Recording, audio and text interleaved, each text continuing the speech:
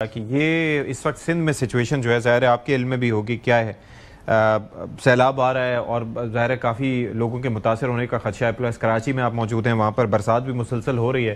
Weather pattern change ہونے کا بڑا امپیکٹ ہوتا ہے, لیکن جو یہ پانی آ رہا ہے سیلاب کا, یہ زیادہ تباہی بہرحال اس وقت مچا رہا ہے. کیا سچویشن ہے اس وقت سندھ بھر میں؟ دیکھیے ستی صاحب, سندھ نے الحمدللہ پوری اپنی کوشش کی ہے کہ فلڈ پریپیئرڈنس کے حوالے سے تمام چیزیں ان پلیس ہوں. سکھر بیراج پہ اور گڈو بیراج پہ آج چیئرمین بلاول بھٹو زرداری صاحب نے بریفنگ بھی لی ہے. پانی کا بہاؤ کم ہوا ہے, لیکن 7 سے 8 لاکھ کیوسکس جو ہے وہ متوقع ہے. جو آپ کا گڈو بیراج ہے وہ تقریباً کوئی 11-12 لاکھ کیوسکس برداشت کر سکتا ہے, جو کہ اس نے ماضی میں بھی کیا ہے, اور جو ماضی میں بھی کیا ہے. اور جو لوگ ہیں تقریباً کوئی 16 لاکھ لوگ ہیں جو متاثر ہو سکتے تھے. یہ کچے کے علاقے کے ہی مکین ہے نا سارے کے سارے, یہ کچے کے علاقے کے لوگ ہیں جو دریا کے دونوں طرف بیٹھتے ہیں اور ان کو محفوظ مقامات پہ لے جایا گیا ہے. ان میں سے کافی لوگوں کو کیمپس بنا دیے گئے ہیں کہ ان کیس اور ایویکویشنز کی ضرورت ہو, مال مویشی کو محفوظ جگہوں پہ پہنچا دیا گیا ہے. تمام جو ریہیبلیٹیشن کی چیزیں ہیں, جیسے وہ مسکیٹو نیٹس ہوتی ہیں, کھانے پینے کی چیزیں وغیرہ, وہ ساری ان پلیس ہیں. پوری پی ڈی ایم اس وقت کام کر رہی ہے. Everybody is on ground, chief minister on ground ہیں, ہر فوکل پرسن جو ہے وہ آن گراؤنڈ موجود ہے. لیکن اس وقت تک تو خدا نخواستہ ایسا کوئی میجر خطرہ نہیں ہے. لیکن فلڈ از فلڈ.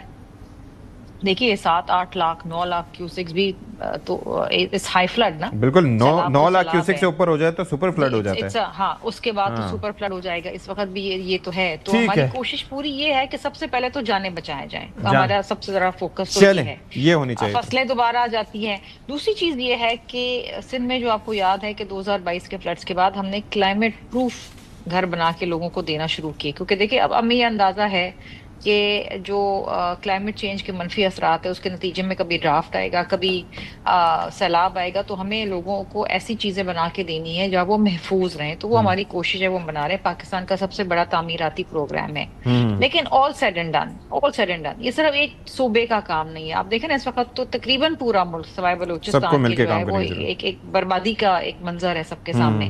اب بات یہ ہے کہ کس طریقے سے آپ نے فردر ان ایشوز کو ٹیکل کرنا ہے. یہاں پر بیٹھ کے نا یہ تنقید نہیں ہو سکتی کہ جی وہ بیرون ملک دورے پہ کیوں گئی تو فلاں کیوں گئی, یا پھر کالا باغ ڈیم کا ایشو نکال لیں, ایک متنازع بات کو آپ نکال لیں جس کا اس وقت کوئی لینا دینا نہیں ہے نا. اس وقت آپ فوکس کریں لوگوں کی جانیں بچانے کے لیے, آپ لوگوں کو ریہیبلیٹیٹ کرنے کے لیے. میں ذرا جواب دے دوں, شوکت صاحب سے بھی تھوڑی بات کر لوں. شوکت صاحب مجھے ذرا یہ بتا دیجیے گا کہ ایک جانب یہ ہے, دوسری جانب سیاسی معاملات بھی ہیں.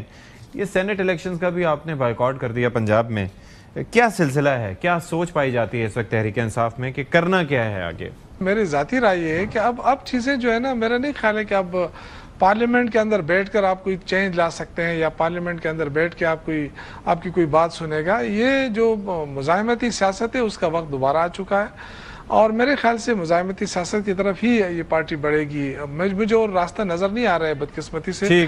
میری تو خواہش رہی ہے, ہمیشہ سے خواہش رہی ہے کہ مذاکرات کے لیے ماحول بنے, اور یہ حکومت کی ذمہ داری ہوتی ہے کہ وہ مذاکرات کے لیے ماحول بنائے. لیکن ابھی بھی آپ دیکھیں وہی مقدمے بن رہے ہیں, وہی گرفتاریاں ہو رہی ہیں, وہی سزائیں ہو رہی ہیں, وہی. تو کچھ آگے نظر نہیں آ رہا ہے سوائے اس کے کہ جو اس وقت میں اپنے پارٹی کے اندر ورکرز کو دیکھ رہا ہوں جو ان کے اندر غم و غصہ پایا جا رہا ہے. ایک دیکھیں نا, ایک ملاقات ہوتی ہے اڈیالہ جیل میں, اس سے بھی حکومت ایک پورا ڈرامہ بنا دیتی ہے ہر ہفتے. مطلب منگل کو ملاقات کا ٹائم ہے تو ملاقات کرنے دیا جائے نا.